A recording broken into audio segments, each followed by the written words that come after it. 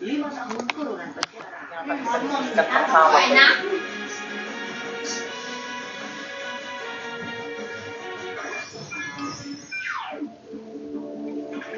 Asik berdandan. Kata Murli ini mungkin bisa langsung ke bagian muka pertama. Berdandan ternyata bisa menyebabkan terjadinya tindak pencurian, seperti yang terjadi dalam video berikut ini, pemirsa. Aksi pencurian ini terjadi di salah satu toko baju di Thailand pada 4 Desember 2018 sekitar pukul 10.34 waktu setempat.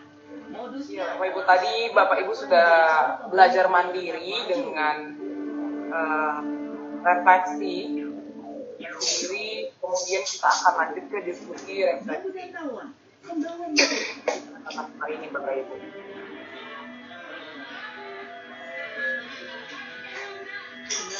Dua orang warga Kecamatan Baros, Kota Sukabumi, Jawa Barat terjepit akar bambu seberat 200 kg. Kemudian ini mungkin bisa langsung ke tatap muka yang 3.3 diskusi.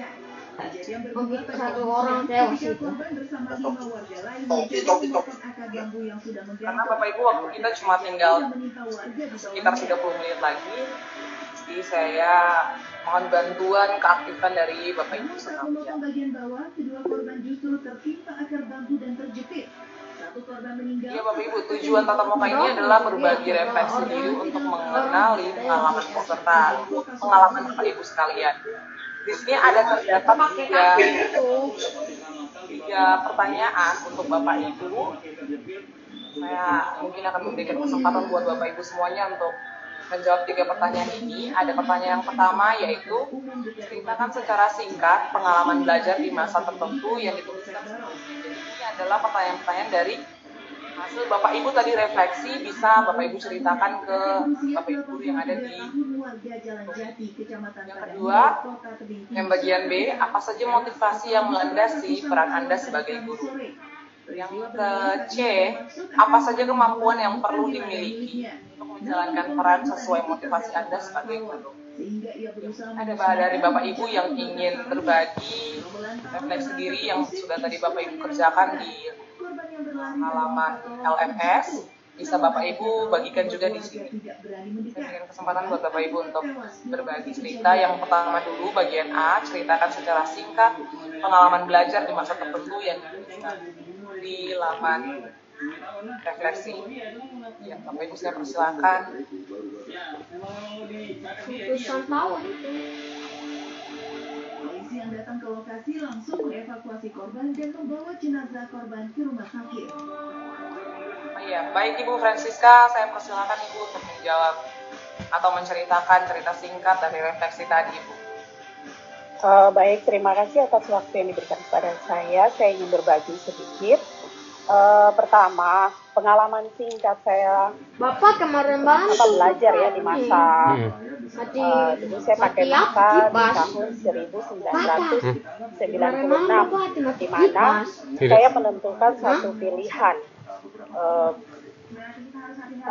jurusan pembelajaran yang ingin saya pilih di masa yang itu saya pilih itu sebagai guru ingin belajar tentang kecantikan. Itu pembelajaran SMK ya, belajar produktif. Terkendala itu kan karena tempat daerah saya itu belum ada sekolah kejuruan, sehingga saya harus pindah ke Jayapura untuk melanjutkan pendidikan tersebut. Ada pengalaman itu memang ada kesulitannya.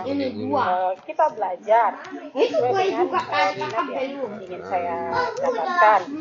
Tetapi kendalanya itu memang guru untuk produktif tetapi sangat kurang. Tapi dengan adanya guru yang sedikit minim, tapi mereka bisa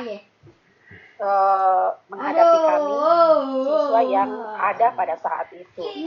Jadi pengalamannya saya rasa senang karena saya bisa terlibat di dalam pada masa tersebut sehingga bisa tercapai apa yang ingin saya dapatkan sebagai siswa pada saat itu. Kemudian dua motivasi saya. Motivasi saya pertama sekali memang saya senang untuk belajar tentang kecantikan, guru produktif ya. Itu pertama saya memang senang sehingga saya berjuang untuk bisa masuk ke sekolah tersebut. Kemudian karena berada di lingkungan tersebut muncul motivasi untuk saya menjadi guru. Karena pengalaman bahwa guru produktif untuk kecantikan itu sangat minim, sangat kurang, sehingga menjadi motivasi untuk saya menjadi seorang guru karena pengalaman. Kemudian yang ketiga, apa saja kemampuan yang perlu dimiliki untuk menjalankan peran atau motivasi ya sebagai guru. Pertama, satu, saya mencoba untuk bisa memotivasi siswa bahwa pelajaran yang mereka minati, khususnya untuk bidang kecantikan ini, itu banyak hal yang mereka bisa pelajari, sehingga mereka bisa menemukan apa yang bakat yang mereka bisa lebih perdalam. Karena nanti akan terjadi di dunia kerja itu, kita terjun di masyarakat, di lingkungan tuh banyak hal, banyak yang bisa mereka dapatkan, sehingga saya sebagai guru itu sebagai motivasi saja, sebagai motivator untuk mereka. Kemudian kedua, saya memberikan contoh-contoh nyata bahwa pelajaran yang mereka pilih ini akan terjadi di lingkungan masyarakat. Kebutuhan-kebutuhan itu mereka bisa penuhi kalau mereka bisa belajar dengan tekun. Kemudian yang ketiga itu berusaha untuk menjadi kalau menjadi teladan sih itu dari mereka ya, wujud nyatanya mahasiswa. Kalau saya menjadi teladan buat mereka itu sebagai contoh saja, kalau setiap pelajaran saya mereka selalu menanti saya hadir di tengah-tengah mereka, berarti saya menganggap bahwa saya sebagai bisa menilai bahwa saya bisa jadi teladan buat mereka. Kemudian terakhir, saya selalu memberi apresiasi kepada siswa. Apa hal kecil sedikit pun yang mereka bisa buktikan, apa yang mereka bisa kerjakan, selalu saya memberikan apresiasi buat mereka. Terima kasih, itu yang bisa saya berbagi kepada teman-teman sekalian. Terima kasih. Terima kasih Ibu Francisca untuk berbagi refleksi diri mengenai pengalaman Ibu. Mungkin ada Bapak Ibu lagi yang mau berbagi refleksi diri. Oh ya, silakan Ibu Nurlina. Baik, terima kasih. Selamat pagi, salam sehat semua. Salam sehat Bu. Sehat-sehat selalu.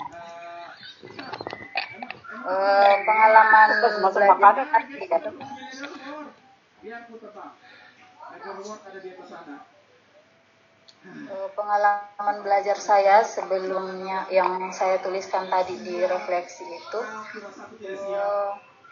bagaimana saya belajar di sekolah, belajar di rumah, apa-apa yang saya dapatkan di sekolah saya bisa mengulang di rumah kembali, dan itu menjadi salah satu motivasi saya untuk mendalami ilmu atau pelajaran yang saya dapatkan, dan alhamdulillah itu bisa saya jadikan sebagai sarana untuk berkompetisi dengan teman-teman di dalam kelas maupun sekolah. Sementara motivasi saya sebagai guru sebelum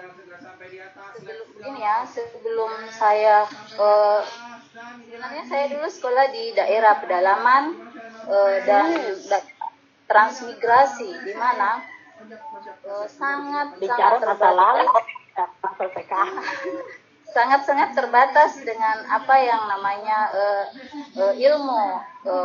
Jadi makanya saya tadi jelaskan bahwa pengalaman saya itu selain di rumah, di sekolah saya juga di rumah. Kebetulan di rumah saya biasanya dibimbing dengan bapak saya kalau pulang dari sekolah. Jadi motivasi saya ini dari pedalaman itu, saya nggak mengerti yang namanya dunia perguruan tinggi. Jadi setelah saya lulus SMA, waktu itu saya SMA, nggak tahu mau kerja atau mau apa, saya bingung karena memang mau kerja nggak ada keterampilan, mau kuliah nggak, buta namanya dunia perguruan tinggi. Akhirnya kebetulan saya dibawa ke kota dan di sana dapat apa ya, dapat rekomendasi, dapat saran, dapat pokoknya dijelaskanlah bahwa sebaiknya sekolah dulu. Akhirnya kuliah, tapi kuliah pun iya saja, bingung mau ambil jurusan apa, nanti belajar apa, setelah itu jadi apa. Akhirnya dijelaskan bahwa memilih jurusan itu karena kebetulan saya jurusan tata busana, jadi waktu itu disuruh memilih jurusan tata busana dan bahasa Inggris. Alasan yang diberikan itu pertama, kalau bahasa Inggris memang suatu saat nanti dan mungkin saat inilah yang dimaksud waktu itu, bahasa adalah sesuatu yang paling mendasar. Selain itu memang dibutuhkan di berbagai bidang. Kalau misalnya nggak bisa jadi PNS, bisa buka kursus, dan kita lihat sekarang kursus-kursus yang ada di Jayapura sini lebih maju, lebih banyak diminati daripada anak-anak belajar di sekolah, seperti itu ya. Terus jurusan yang saya pilih waktu itu tata busana, dan tata busana ini juga saya diberikan gambaran bahwa kalau nggak bisa jadi PNS, bisa jadi pengusaha, atau bisa buka jahitan, atau bisa jadi kursus gitu. Nah, itulah motivasi saya sampai akhirnya bisa mendapatkan keterampilan yang saya miliki, bisa jadi guru, dan alhamdulillah juga bisa punya usaha. Yang ketiga ya.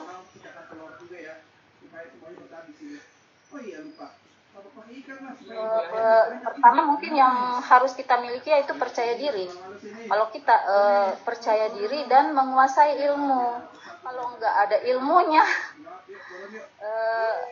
gimana ya, nggak bisa. Meskipun kita ada percaya dirinya tinggi tapi nggak ada ilmunya, sama saja kosong. Atau misalnya ada ilmunya tapi nggak percaya diri, ya nggak bisa jalan. Jadi harus ada dua-duanya, percaya diri dan menguasai ilmu. Terima kasih. Terima kasih Ibu telah berbagi refleksi diri. Memang percaya diri dan ilmu itu adalah hal yang harus selaras dimiliki oleh kita semua. Ya, mungkin ada lagi Bapak Ibu yang ingin berbagi refleksi. Saya. Bapak Naga. Aduh, ya ini ceritakan secara singkat pengalaman belajar ya. Kalau saya sih mungkin singkat saja ya, karena ini singkat, jadi ya singkat sudah.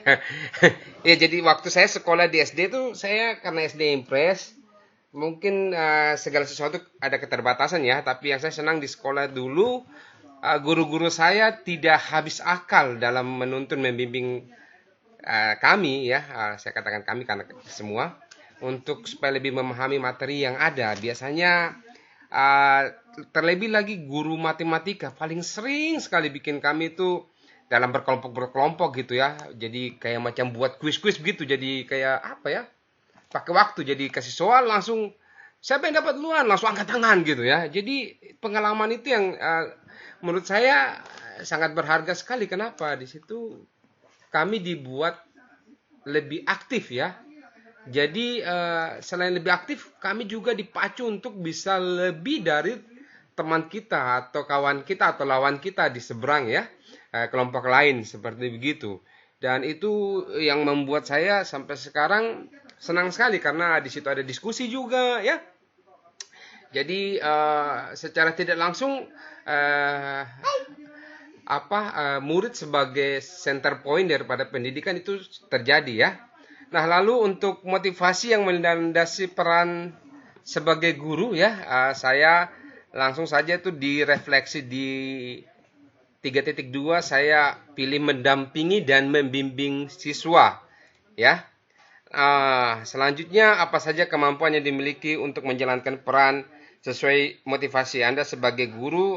Mungkin saya pikir yang pertama ya, kita sebagai guru harus sebagai informator yang memberi informasi. Ya, lalu kita bisa mengorganisir atau organisator peserta didik. Selanjutnya kita juga harus sebagai seseorang yang bisa membuat mereka termotivasi, atau kita sebagai motivator. Kita juga harus bisa mengarahkan mereka, ya. Lalu ketika ada sedikit permasalahan atau mungkin ada kendala dalam setiap pembelajaran mereka, kita juga bisa jadi inisiator, ya. Lalu jadi transmitter atau pemberi pesan atau pemberi hal-hal yang baik, ya, atau mungkin informasi-informasi yang mungkin selama ini mereka tidak tahu. Tak lupa juga kita jadi fasilitator, ya. Selain fasilitator, kita juga harus jadi mediator. Dan terakhir adalah dari kesekian semua yang kita kerjakan, kita perlu menjadi mediator, ya. Jadi kita evaluator. Itu dari saya saja, ya. Ya, terima kasih Bapak Sin. Ada lagi mungkin dari Bapak Ibu, karena kita masih punya waktu untuk sharing refleksi diri. Tadi sudah ada 3 guru yang bantu. Pak Alex, ayo Pak Alex. Oh ya, Pak Alex di-mention sama Pak Sin aja. Iya, SMK Negeri 1, Axnonim. Silakan Pak Alex.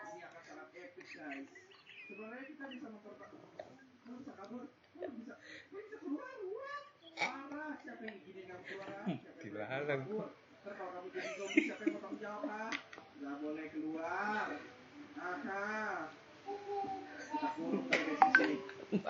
Pak Alex belum ini, mungkin Bapak Ibu yang lain mau berbagi refleksi diri. Nah, kita masih punya waktu 15 menit untuk berbagi. Oh iya, sebenarnya kita bisa maksimalin lagi kan alat lagi kita. Ini ada Ibu Anastasia atau Ibu Yustin. Tapi sayangnya kita belum punya feel buat itu semua. Silakan untuk berbagi refleksi diri. Ya, silakan Ibu Yan Fitri. Ya, selamat pagi semua. Pagi Ibu. Ya, maaf ini baru bergabung, ini kita baru mendarat. Baru mendarat dari perjalanan. Betapa susahnya di perjalanan. Syukur, terima kasih Ibu sudah mendarat. Alhamdulillah, Ya, akhirnya tiba Papua. betul. Akhirnya tiba juga. Saya pikir Ibu mau menetap di sana. Rencananya. Waduh.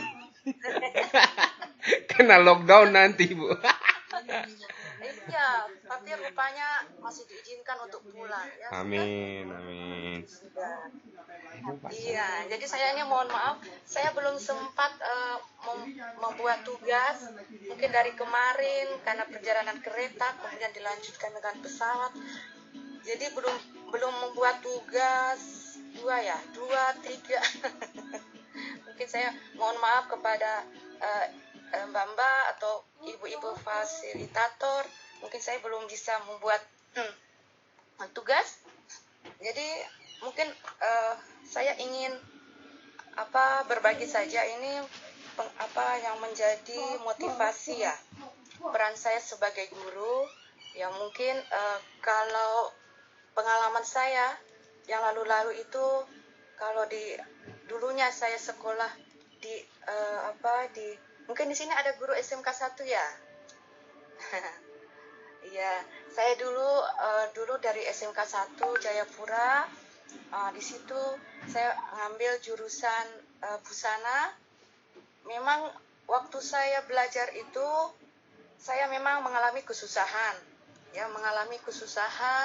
Kemudian dari pengalaman itu saya susah untuk belajar karena memang tidak sesuai dengan minat saya, kemudian kemampuan saya untuk belajar mengenai tata busana pada saat itu, karena saat itu memang dipaksa oleh orang tua untuk belajar atau ambil jurusan itu.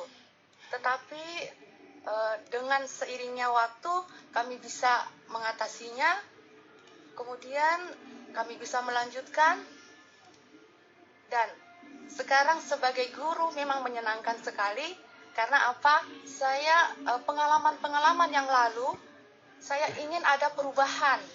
Jadi mereka yang dulunya misalkan kesusahan dalam belajar, kemudian susah dalam komunikasi. Jadi motivasi saya itu supaya anak-anak itu mereka tidak down, kemudian ada semangatnya untuk belajar,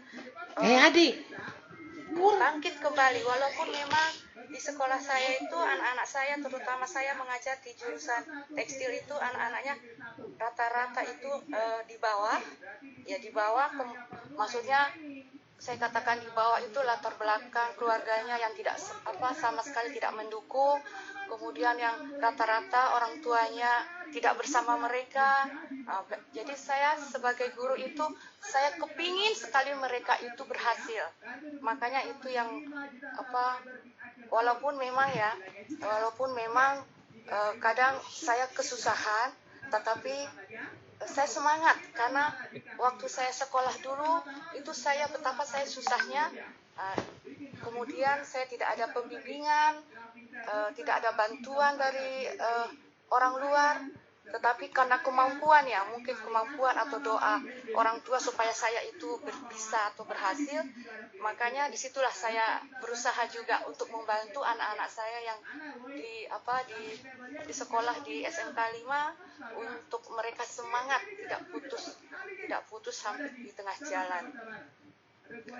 Mungkin itu pengalaman yang memang atau motivasi yang bisa kita ambil ya dari pengalaman saya itu.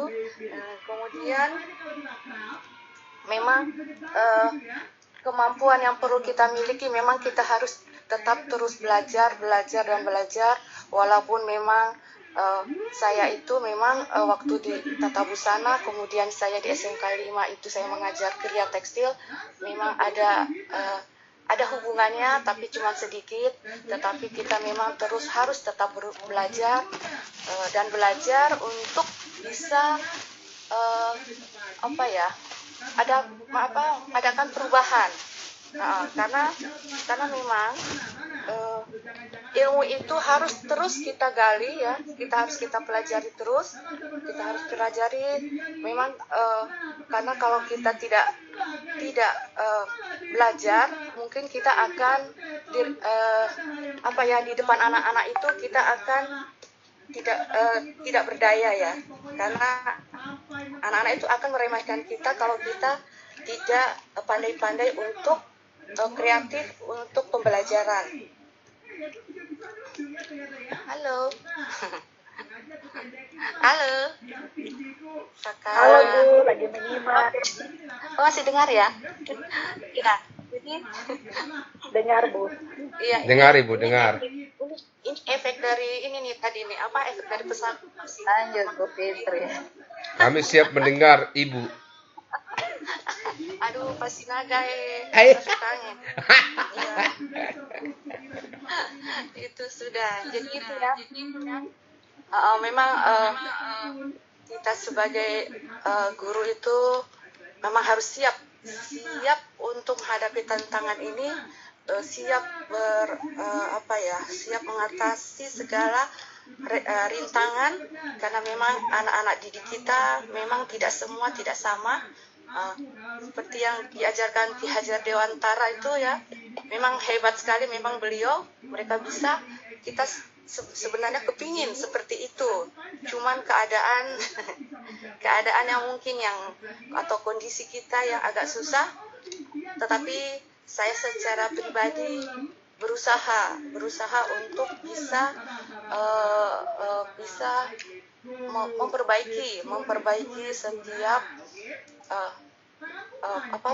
perubahan untuk lebih baik ke depannya. Mungkin itu saja ya. Ya, mungkin itu saja yang bisa saya sampaikan. Kak Yoke, terima kasih. Ya, terima kasih Bu Fitri. Ya. Karena masih ada 10 menit, satu guru lagi saya berikan kesempatan untuk berbagi refleksi diri. Ya, dari tadi saya cuma baru satu guru dari SMK 1 yang berbagi refleksi diri. Mungkin guru lain dari SMK 1 saya persilakan. Mungkin ada Pak Alex. Pak Alex itu. Oh, Pak Alex. Dari tadi kayaknya Pak Alex dimention. Iya. Dari kemarin belum berbicara kayak oke, Pak Alex. Pak Alex jangan malu-malu kucing Pak Alex. Karena yang sudah mention Bapak ini sudah hampir 3 guru. Pak Alex ceritakan pengalaman singkat lah Pak, waktu Bapak belajar.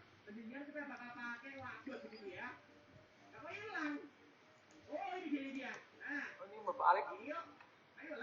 Pak Alex.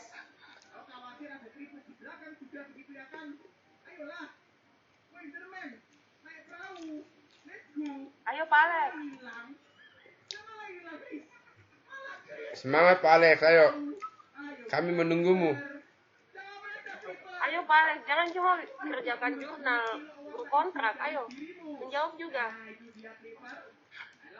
Oh Pak Alex baru kerja jurnal, ya ampun, saya kemarin. Oh, karena Pak Alex ini jadi Ibu Yustin mau berbagi refleksi Ibu, saya persilakan. Nanti kalau ada waktu kesempatan nanti Pak Alex kita kasih kesempatan lagi. Ya Ibu Yustin, silakan Bu.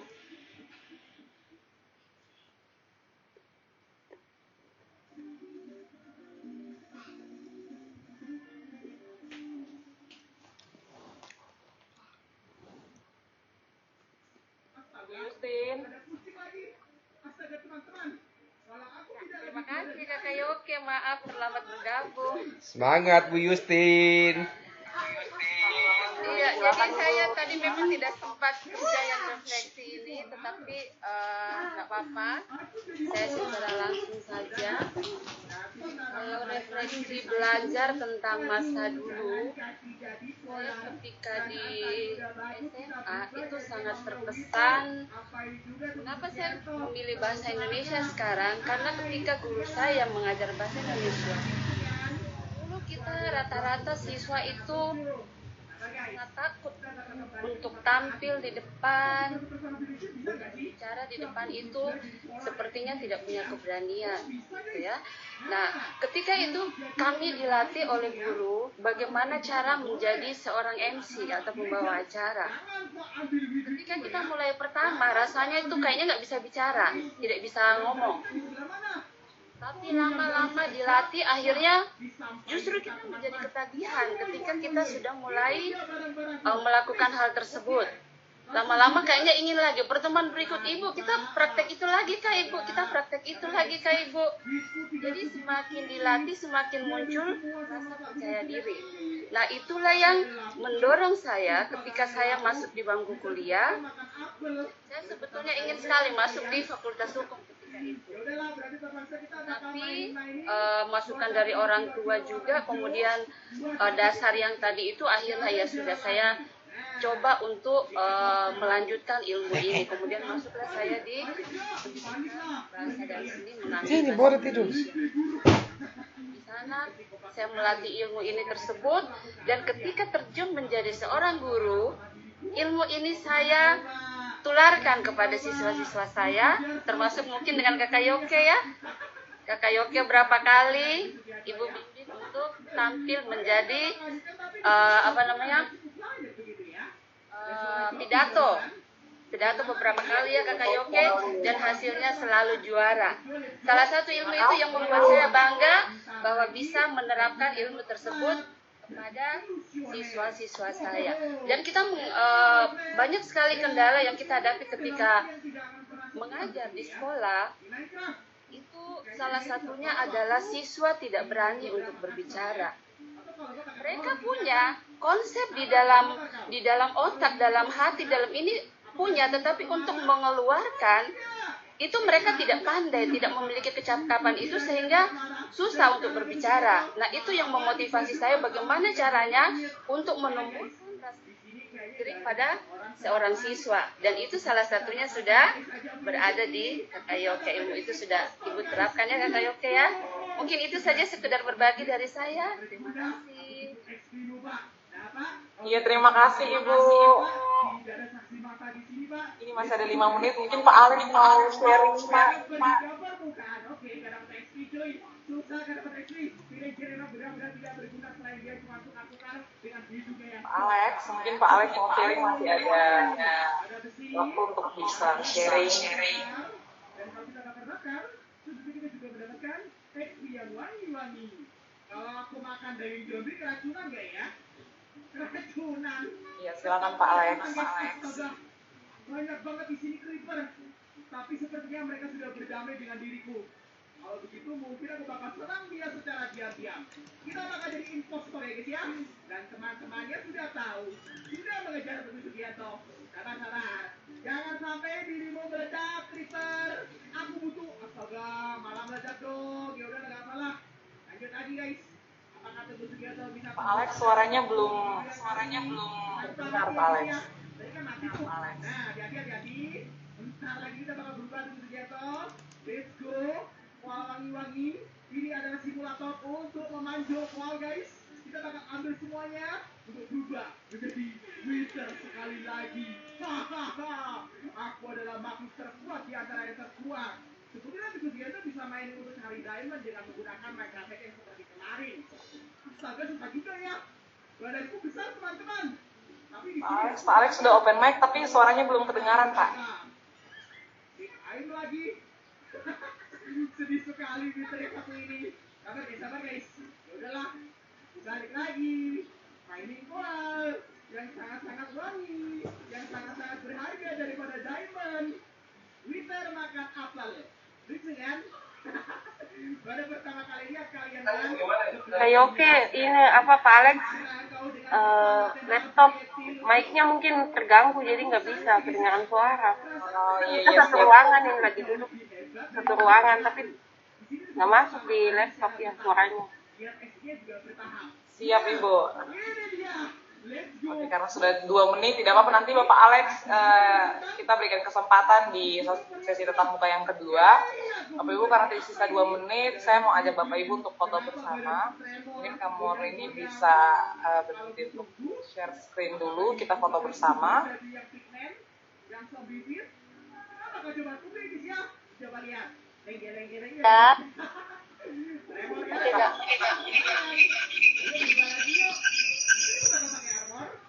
Biar diri itu jauh lebih aman. Bentar ya. Pakai dari tadi. Sabar. Bikin pedang dulu. Nah, mantap ini. Sekarang senjata kita udah Mungkin saya juga persilakan untuk open biar kita foto bersama. Oke, baik. Bapak Ibu bisa dipersilakan untuk membuka kameranya. Let's go yuk. Duluan lah. Oke. Kayaknya lambang presisinya, Kak. Ini toh? Ya. Baik, semua menggunakan lambang presisinya. 1, 2, 3. Bentar ya.